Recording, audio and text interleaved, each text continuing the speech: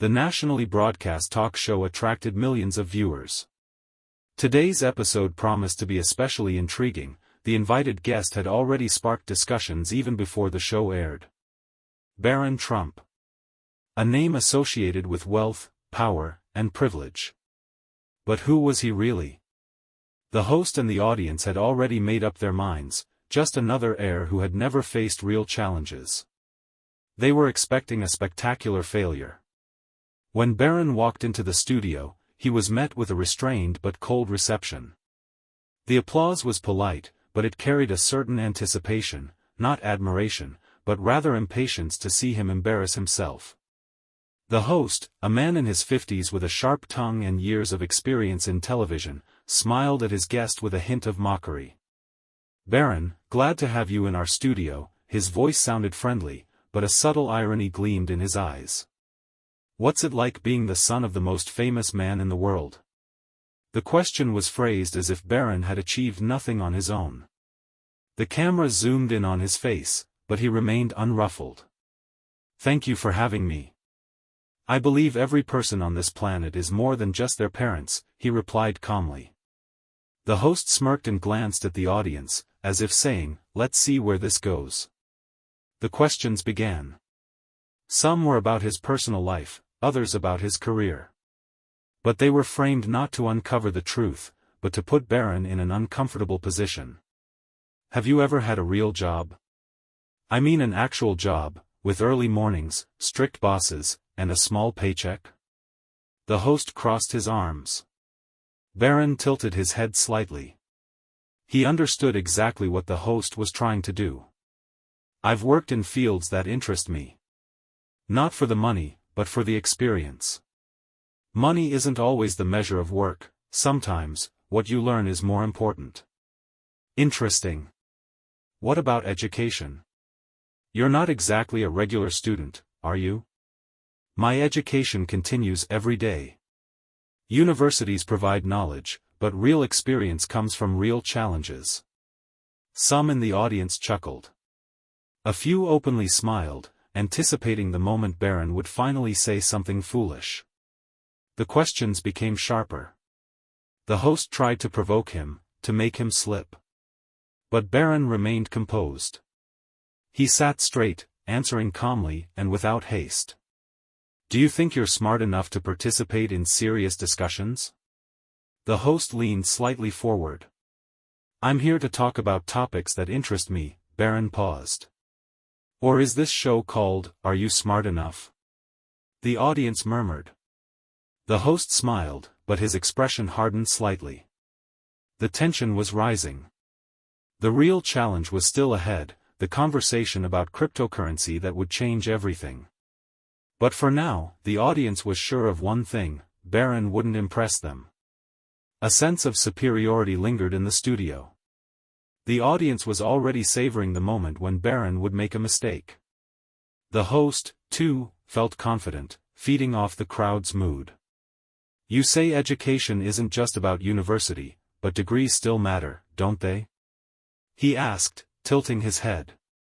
"They can matter if backed by real experience. But sometimes, they're just paper if a person doesn't apply their knowledge in practice," Barron replied. Laughter rippled through the audience. To most, his words sounded like an excuse for lacking serious academic achievements. "So, you're saying degrees are useless?" The host feigned surprise. "No. I'm saying their value depends on how a person uses the knowledge they've gained." Barron refused to take the bait. The host exchanged a glance with someone backstage, then decided to push further. "All right. Let's talk about finances.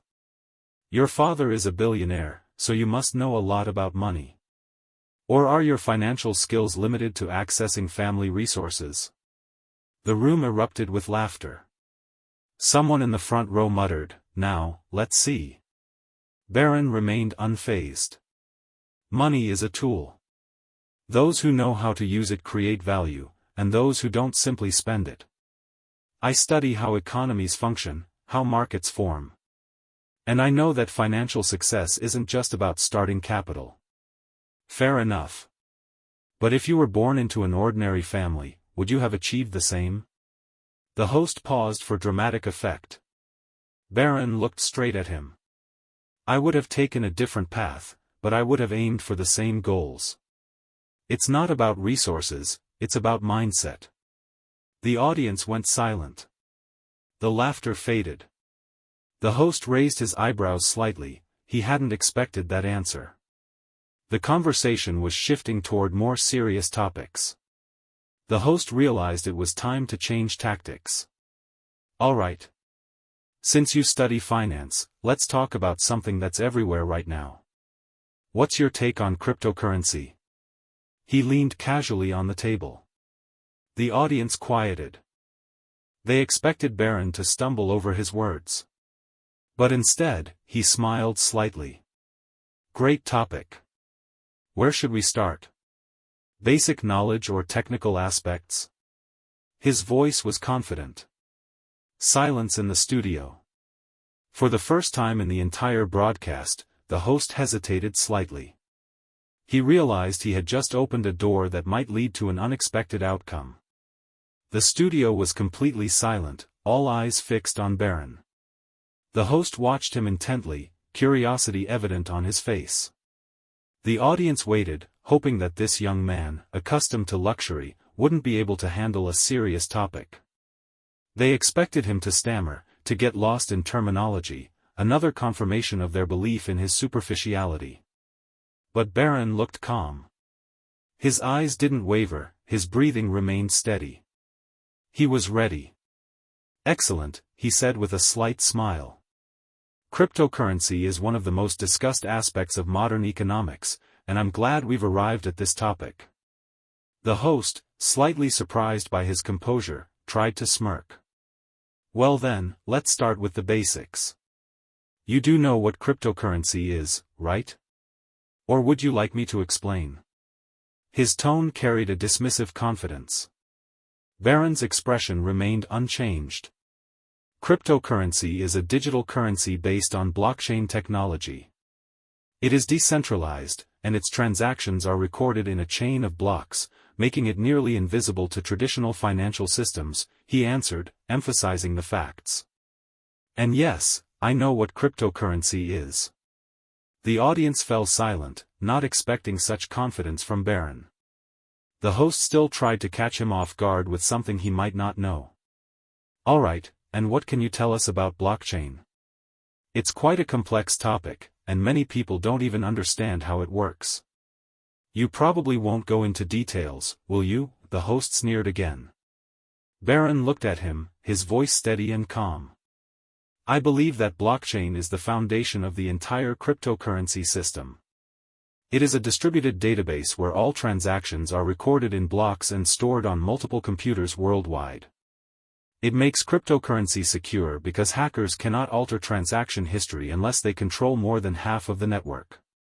This is the concept of decentralization, which is an integral part of cryptocurrency. Silence. The host tried to hide his confusion behind a joke. Well, I'm sure you're not out there personally verifying every block, so let's leave the details to the scientists, he said, trying to downplay Barron's answer. But Barron didn't back down. I believe that to understand a system, one must grasp its fundamentals. And blockchain is the foundation. Understanding the basics allows for a deeper awareness of cryptocurrency's potential.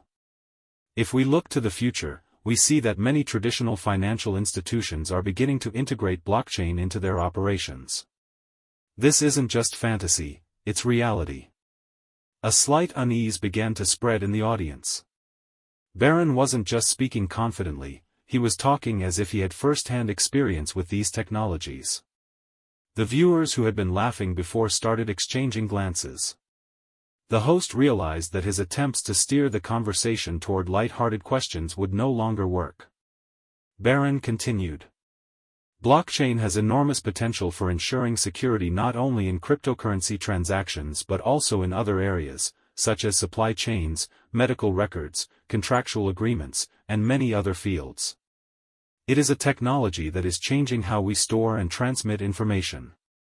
The host, no longer as sure of his superiority, attempted to change tactics. Well, you clearly have theoretical knowledge. But how would you explain the role of cryptocurrency in today's economy? You don't think it's just a trend, do you? Barron looked at him with a smile. Cryptocurrency is not just a trend, he said. It's a new economic reality that enables decentralized value exchange without intermediaries. It's not just a means of transaction, it's a new way of transferring and preserving value. It's a global system that is beginning to operate on its own terms, and it can no longer be ignored. Barron's words carried such confidence that the atmosphere in the audience began to shift. Those who had laughed just minutes ago, thinking Barron was just another privileged billionaire's son, were now starting to reconsider. The host, unaccustomed to facing such strong arguments, began to stumble. Barron took control of the conversation. Of course, I can't disclose all the details about my crypto portfolio, he added, noticing how the host was trying to steer the conversation in that direction. But I can say that understanding the fundamental principles of technology and its impact on the economy is important to me. Cryptocurrency isn't just an investment, it's something much bigger, and I wouldn't give financial advice to an entire audience on live television. I believe that everyone should understand the risks and opportunities of this market for themselves. The host once again tried to shift the discussion toward Barron's personal finances, but Barron calmly steered it back to the core topic. My approach is long-term. We see that many investors, including major players in traditional markets, are starting to pay attention to cryptocurrency. But it's important to remember that such assets always carry risks, and people should make informed decisions based on their own research and analysis. The host and the audience, who had expected sensational revelations, realized that Barron wasn't falling for their provocations, and for a moment, the entire studio fell silent, sensing a sudden shift in the atmosphere. There was an uneasy silence in the studio, broken only by the hushed whispers of the audience, who couldn't believe what they were hearing. Barron Trump, the son of one of the world's most famous billionaires, was speaking about cryptocurrency like an expert. And this wasn't just theoretical knowledge, it was a vision of the future that seemed to open a whole new world for those used to seeing everything through the lens of traditional financial structures. The host felt control over the conversation slipping away. He knew that in this topic, he himself might be out of his depth. His only option was to try to steer the discussion back to safer ground. But Barron, as if anticipating his moves, didn't give him the chance to regain the upper hand.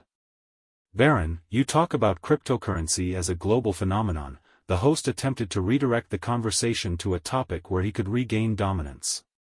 But what do you think about its stability? No one can predict how it will behave in the economy 10 years from now. Do you really believe this market won't collapse? Barron sat up straight, his gaze unwavering.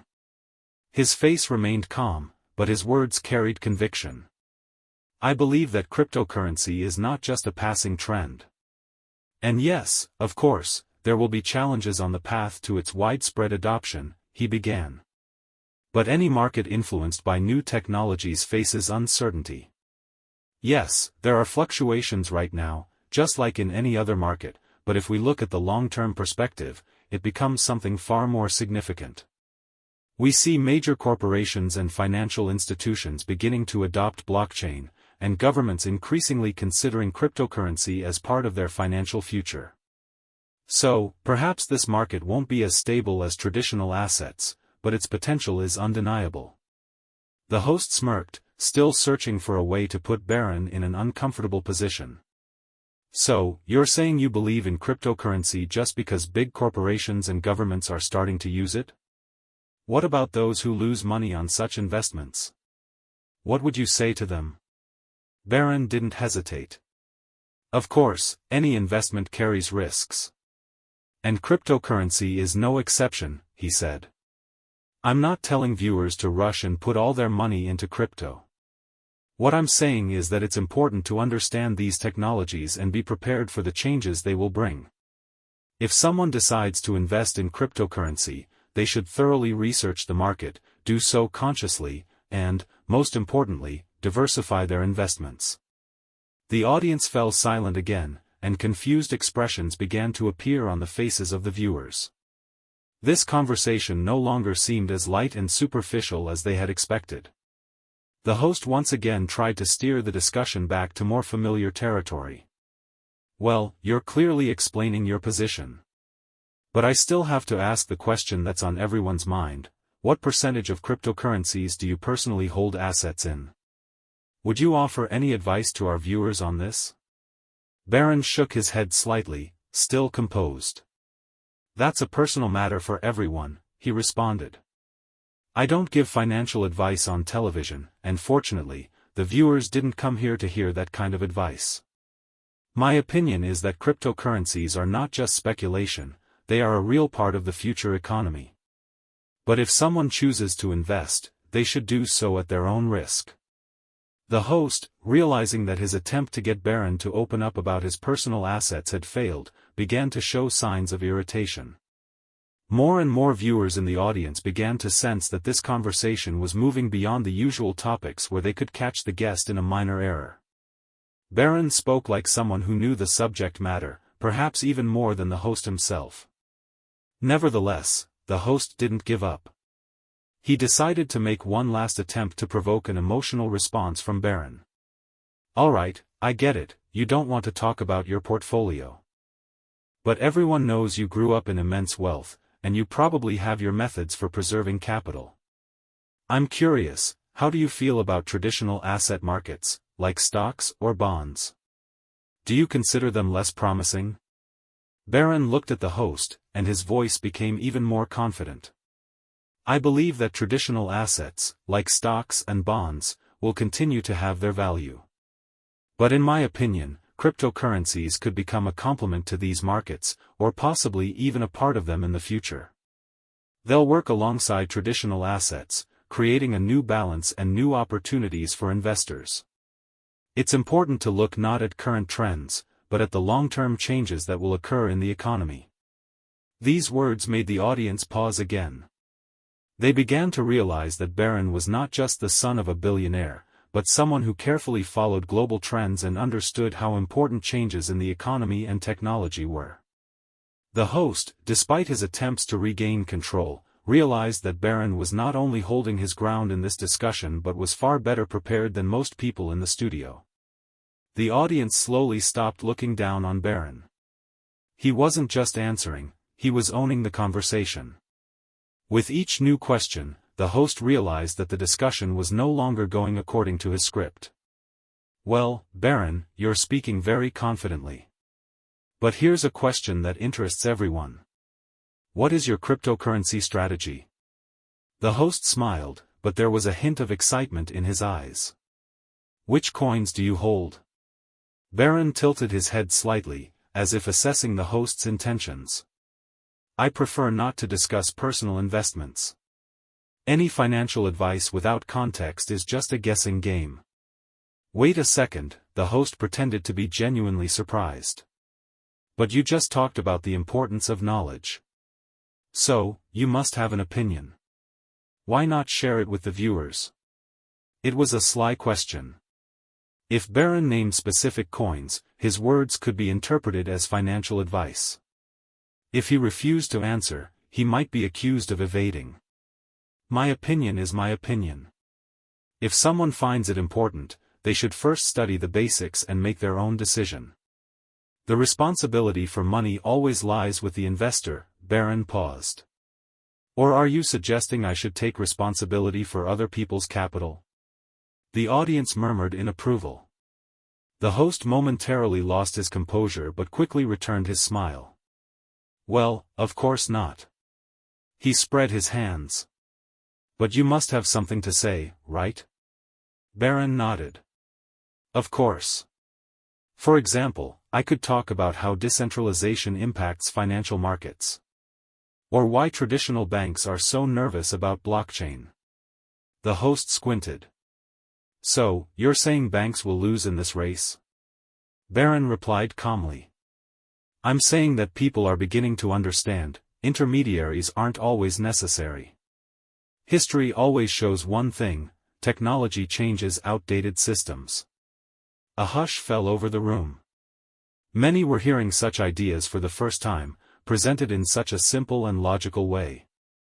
The host felt himself losing control of the situation.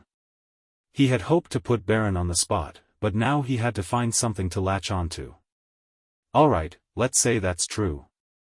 What about security? After all, blockchain is an open system. How can people trust something that can't be controlled? Barron paused again. What about trusting traditional financial institutions? The ones that have shown they can manipulate markets? Whispers filled the room. Some viewers exchanged glances. Barron continued. The issue isn't what to trust. The issue is who controls the system. If you keep your money in a bank, you depend on the decisions they make for you. If you hold cryptocurrency, you are your own bank. The host once again tried to take back the initiative. But if you lose access to your wallet, it's all over. Isn't that a risk? Of course, it's a risk. But so is a bank freezing your account. Or inflation eroding your savings. The question is, which risk matters more to you? The audience buzzed. It was clear now, Barron didn't just talk the talk, he really understood the subject. The host took a deep breath. He reluctantly admitted to himself that his guest was more complicated than he had thought. Barron Trump no longer looked like an innocent heir. He looked like someone who knew what he was talking about. But the most interesting part was yet to come. The audience no longer laughed. The skepticism had turned to attention. The host, who had been confident in his superiority at the beginning of the show, now looked less self-assured. Barron controlled the conversation, answering confidently and without a hint of emotion. Barron, the host decided to make one last attack, you've surprised many today. But if you were given the chance to manage an investment fund or develop economic policy, do you think you'd succeed? Barron smiled slightly. Any kind of management is a responsibility. And any system requires adaptation. It doesn't matter whether it's traditional finance or crypto-economics. What matters is the ability to spot trends and make decisions. So, you're sure cryptocurrency is the future? The host took the final step. I'm sure that technology is changing the world. And those who ignore it are left behind. Barron paused. Do you think that's fair? The host fell silent. Then he exhaled and reluctantly nodded. Maybe there's something to that. At that moment, the audience erupted into applause. These weren't just polite claps, people were genuinely impressed. Even those who had initially been skeptical of Barron now acknowledged, he wasn't just his father's son. He was someone who knew what he was talking about. Barron calmly accepted the applause. For him, it wasn't a triumph, it was simply confirmation that knowledge is always stronger than bias. The show ended, but his name was discussed for a long time after the broadcast.